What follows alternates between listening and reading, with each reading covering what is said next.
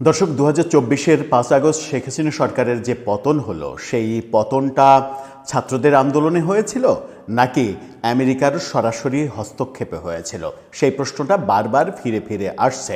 আমেরিকার deep state সরাসরি ভূমিকা রেখে নানা ধরনের ভূমিকা রেখে ইনভেস্ট করে নানা মহলকে কাজে লাগিয়ে শেখ হাসিনা সরকারকে উৎখাত করেছিল নাকি ছাত্রদের স্বতঃস্ফূর্ত আন্দোলনের মাধ্যমে এটা সংগঠিত হয়েছিল। প্রফেসর ইউনুসকে আমরা দেখেছিলাম বিল ক্লিন্টন ফাউন্ডেশনে প্রোগ্রামে গিয়ে তাকে বলতে শুনেছিলাম যে এটা সাধারণ কোনো হুট করে হয়ে ওঠা ব্যাপার না, এটা একটা মেটিকুলাস ডিজাইনে এই আন্দোলনটা হয়েছে এবং এই মেটিকুলাস ডিজাইনের পেছনে মাহফুজ আলম ছিলেন মাস্টার মাইন্ড, এরকমটা বলেছিলেন। যদিও তার বক্তব্যের পরবর্তীতে অনেকেই প্রতিবাদ করেছেন এবং জুলাই অভ্যুত্থানের সঙ্গে সংশ্লিষ্ট কেউই এটাকে অন করেননি। সবাই বলেছিলেন যে কোনো মাস্টার মাইন্ড নেই, মাহফুজ আলম একা মাস্টার মাইন্ড না, এখানে সবাই মাস্টার মাইন্ড, সবাই নিজের থেকে স্বতঃস্ফূর্তভাবে কাজ করেছে। বিতর্কটা অনেক দিন থেকে, বিতর্কটা ১.৫ বছর ধরে চলছে। এই বিতর্কটা আবারও উস্কে দিলেন কবি এবং জুলাই আন্দোলনের অন্যতম পেছনের কারিগর, মানে চিন্তার দিক থেকে, চিন্তা এবং মননের দিক থেকে অন্যতম পেছনের কারিগর এবং জুলাই আন্দোলনকারীদের সঙ্গে যার আন্দোলনের পূর্ব থেকেই খুবই ঘনিষ্ঠ সম্পর্ক ছিল, সেই ফরহাদ মজার। ফরহাদ মজার স্পষ্ট করে বললেন যে শেখ হাসিনার যে পতন হয়েছে সেই শেখ হাসিনার পতনটা ছাত্রদের আন্দোলনে হয়নি, এটা মার্কিন কর্তৃপক্ষ শেখ হাসিনাকে সরিয়ে দিয়েছে।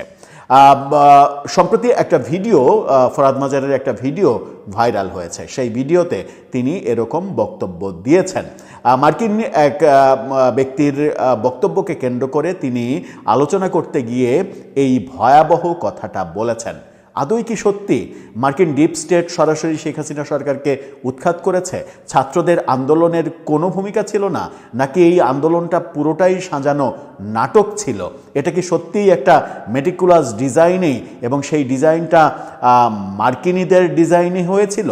ফরহাদ মজার আবারও একই বললেন, এই কথাটা আবার নতুন করে একটা অস্থিরতার জন্ম দেবে। চলুন একটু বিস্তারিত বুঝে দেখার চেষ্টা করি ফরহাদ মজার কি বলার চেষ্টা করলেন, প্রকৃত ঘটনাই বা কি ছিল যেটা তিনি বলছেন। থাকবেন পলিটিক্স টিভির নিয়মিত আয়োজনে। দর্শক, বলছিলাম কবি ফরহাদ মজারের কথা। জুলাই আন্দোলনে যারা সম্মুখ সারির নেতা তাদের পেছনে অনেক ভূমিকা পালন করেছেন, অনেকে বলেন যে অনেক কলকাঠি নাড়িয়েছেন তিনি, এবং জুলাই আন্দোলনে বিভিন্ন যে শব্দের আমদানি, বিভিন্ন শব্দের আমদানি, এই শব্দের আমদানিগুলোও ফরহাদ মজার থেকে আমদানি করা হয়েছে এরকমটাও বলা হয়েছে। ইনকিলাব জিন্দাবাদ থেকে শুরু করে জুলাই আন্দোলন কেন্দ্রিক যত শব্দ ব্যবহার করা হয়েছে তার বেশিরভাগই ফরহাদ মজার ডেলিভার করেছেন, এরকম আলোচনা অনেক দিন থেকেই আমরা শুনি। সেই তিনি বললেন যে শেখ হাসিনার পতনটা আমেরিকা করেছে এবং এই কথাটা তিনি মানে যখন আন্দোলন শুরু হয়, আন্দোলন শুরুর আগে ৫ জুলাই আন্দোলনকারী ছাত্রদের বলে দিয়েছিলেন। কি বলে দিয়েছিলেন তার ভিডিও ভাষ্যে চলুন একটু শুনে নেওয়ার পরে তারপরে আমরা বোঝার চেষ্টা করব আদতে তিনি কি বোঝাতে চাইলেন। শেখ হাসিনাকে সরাবার জন্য তোমাদের পরিশ্রমের দরকার নেই, ওটা মার্কিন যুক্তরাষ্ট্র সরিয়ে দেবে। তোমাদের কাজ হবে যে রাষ্ট্রটা কি করে গঠন করবে ওটা ভাবো।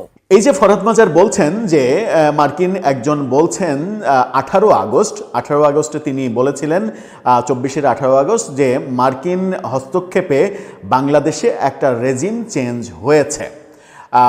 এই কথাটা তিনি বলেছিলেন এবং সেটাকে কোড করেই ফরহাদ মজার বলছেন যে উনি তো বলছেন 18 আগস্টে, তার 13 দিন আগে রেজিম চেঞ্জ হয়েছে অলরেডি, কিন্তু আমি সেই জুলাইয়ের 5 তারিখে এই আন্দোলনে যারা ছিল, আন্দোলনের সামনের সারির যারা নাহিদ, সার্জিস, আসিফরা, তাদেরকে আমি বলেছি যে দেখো তোমরা যে শেখ হাসিনা পতনের চিন্তা করছো 5 জুলাই যখন শেখ হাসিনা পতনের কোনো আলোচনা আসারই কথা নয়, তারা একটা কোটা আন্দোলনের সূত্রপাত করছে। কেবল কোটা আন্দোলন মেনে নিলে আর সেটা অন্যদিকে যাওয়ার কথা নয়। সেই 5 আগস্ট তিনি আন্দোলনকারীদের বলছেন তোমরা যে শেখ হাসিনা পতনের চিন্তা করছো এটা তোমাদের করা লাগবে না, এটা তোমাদের কাজ নয়।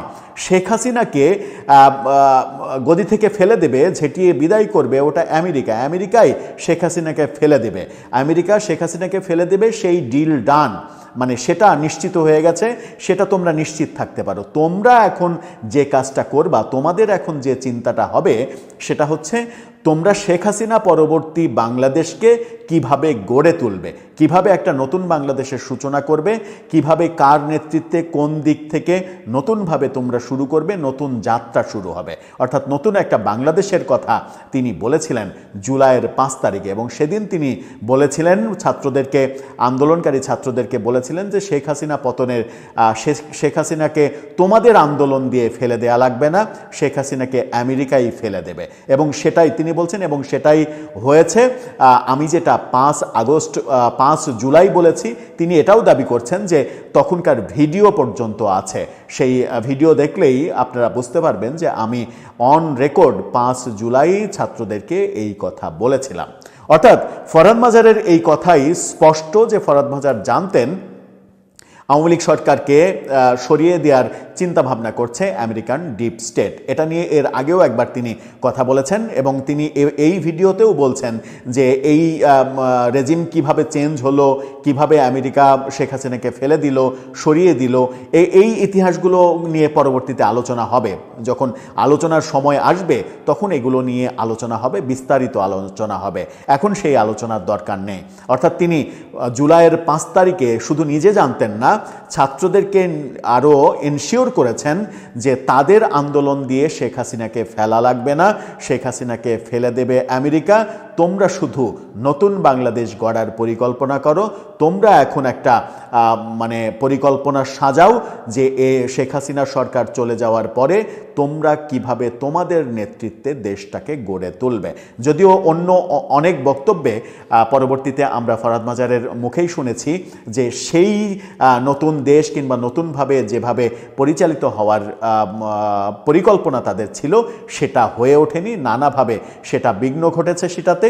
এবং তাদের যে বিপ্লবের যে প্রত্যাশা, সেই প্রত্যাশা পূরণ হয়নি। এবং ফরহাদ মাজারের বক্তব্যে বলেছি যে প্রথম দিন আমরা শুনেছি যে প্রথম দিনই সেটা পূরণ হয়নি, যেদিন সংবিধানের আলোকে সরকার শপথ নিয়েছে সেটাকেই তিনি বলেছেন বিপ্লবের কবর রচিত হয়েছে। 8 আগস্ট সেই দিনই বিপ্লবের কবর রচিত হয়েছে। সেটা না করে যদি একটা বিপ্লবী সরকার গঠন করা হতো, শহীদ মিনারে উন্মুক্ত জায়গায় যদি সেই সরকার শপথ নিত, সংবিধান যদি ছুঁড়ে ফেলতো, ফরহাদ মাজারের চিন্তায় একটাই যে সংবিধান ছুঁড়ে ফেলতে হবে। এবং সেটাই নানাভাবে সেটা তিনি বলার চেষ্টা করেছেন, বোঝানোর চেষ্টা করেছেন। এই যে প্রফেসর ইউনূসের এই সরকারের কার্যক্রম এবং প্রক্রিয়া, এগুলো নিয়ে তিনি চরম হতাশ, এবং তার হতাশা বহুভাবে বহুদিন বর্ণনা করেছেন। কিন্তু এই ভিডিওতে একটা চরম সত্য, আমি জানি না এটা সত্য কিনা, তিনি যেটা বলছেন, তিনি তার মতো একজন ব্যক্তি যিনি বিশ্বের বহু খবর রাখেন, বিশ্বের বহু দেশের মানুষ তাকে বাংলাদেশের ইম্পর্টেন্ট মানুষ হিসেবে কিংবা একজন খুবই গুরুত্বপূর্ণ ইনফ্লুয়েন্সার হিসেবে বিবেচনা করে, সেই তিনি তো ভুল বলার কথা নয়। তাহলে কি প্রফেসর ইউনূসের বিল ক্লিন্টন ফাউন্ডেশনে বলা সেই কথাটাই সত্য যে এই যা কিছু হয়েছে এটার পেছনে একটা সুন্দর প্ল্যান ছিল, যে প্ল্যানের নেতৃত্ব দিয়েছে আমেরিকা? দর্শক, আপনার কি মনে হয়? আপনার মতামত জানিয়ে লিখতে পারেন।